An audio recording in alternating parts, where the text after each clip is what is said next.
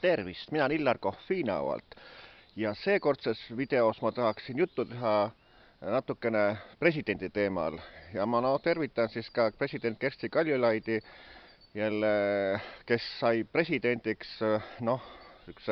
alenaljaka valimise teel ühesõnaga, et kuidas öelda, et kui neid noori lauljad otsitakse saates Eesti otsib superstaari, ja kas oleks võinud panna selle presidendi otsimisele sellist pealkirja, et Eesti otsib presidenti, sellepärast et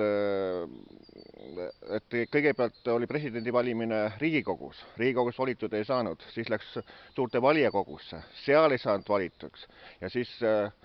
pandi Kersti Kaljulaidi kandidatuur pandi üles ja siis uuesti Riigikogus, et siis oli ainukese kandidaadile, siis valiti ära, et see on umbes niimoodi, nagu suvefilmis on niisugune repliik, et kus Toots ütleb teelele, et ma olin sulle ainult üks tagavaranumber, ühesõnaga, senikavas, kui päris peigmees kodus on. Et jah.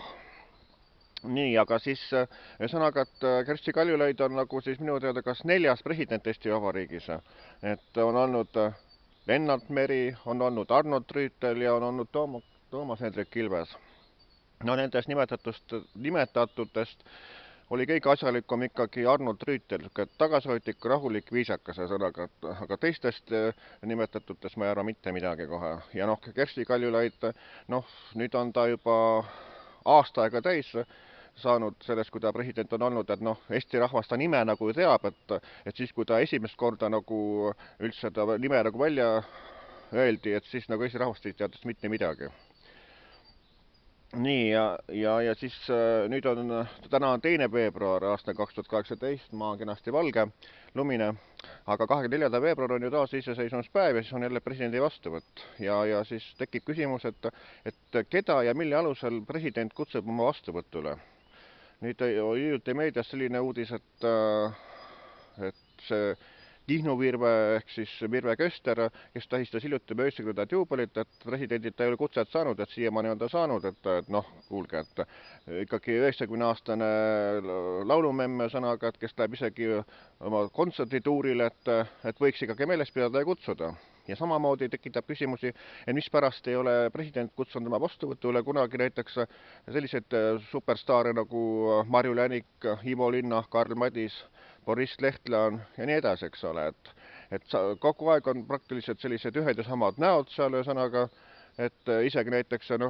kui see Ilves oli president, siis ta kutsus selle Tanel Padari. Mille poolest on see Tanel Padar nüüd etem nagu ütleme Marju Lännikust, Ivo Linnast või nendest, et ma ei saa aru, mille alusel tehakse valik, ühesõnaga, et Eesti Vabariigi president peaks kutsuma oma vastuvõtule sellised inimesed, kes on ikkagi Eesti riigile sellist au ja kuulsust toonud, ütleme nagu Anne Veski näiteks ja Anne Veskit on õnneks kutsutud, et teda ei ole nagu kutsumata jäetud, asi seegi, aga Marju Länik on samamoodi ju tubli, aktiivne ja on juba ju mingi 40 aastat laval olnud, et ka teda tuleks kutsuda ja nüüd tuleks tal teenete märke anda, et ma olen juba 2 korda täitnud presidendi veebilehel ka sellise ankeedi ära, et Marju Länikule soovitasin selle teenete märgi anda, aga eks nüüd selgub, et pole veel avaldatud, kes teenete märgi saavad. Ja siis kui sa presidendile saadad mingisuguseid kirju ettepanekuid, siis saad lihtsalt vastus, et teie kiri on jõudnud presidendi kantseleisse ja presidendi puudub pädevuse piir ja sellised asjad ühesõnaga. Sest presidendil ei ole üldse mingisugust võimu, aga president võiks mõelda ka sellele sotsiaalsele staatusele, et näiteks selle asemel, et poliitikud kisuvad ja üksteisele umbusaldust avaldada, et selle asemel võiks ju hoopis teha sellise asja, et näiteks sotsiaalvärk võiks paremini korda teha sõnaga, et näiteks kas või see, et kauplused iga päev hävitavad tonnide kaupa jälle selliseid väärtuslikke toiduaineid, sõnaga, mis on kõlblik kuni eilse kuupäevaga, et neid ei tohi anda nagu jälle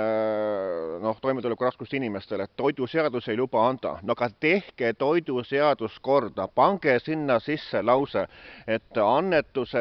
ja saajale annetuse oma vastutusele, et iga inimene, kes saab annetuse, eks ole, et maha kantud toidu näol, mis on kõlbulik, sõnaga, et ta võib ta vastu võtta, miks seda siis peab prügikasti viskama, et ei või anda sellist toimetuleku raskust inimest, neid on meil ju palju, neid peresid ja neid erinevaid üksikuid isikuid ja kõik, et ei ole vaja toitu raisata, vaid annetagem need toimetulekuraskuste inimestele. Ja selles suhtes peaks ka president saama sõna sekka öelda. Et selle asemel, et igasugust tsirkust sõnaga riigis teha, et tehke parem tööd ja olgem tõsisemad. Nii et vaat sellise pöördumise tegin mina seekord ja president Kersti Kaljulaid, et teil on palju mõtlemisaineid, mida oleks Eesti riigis vaja teha. Nii ütlen mina, Illar Kohv Viinamaalt.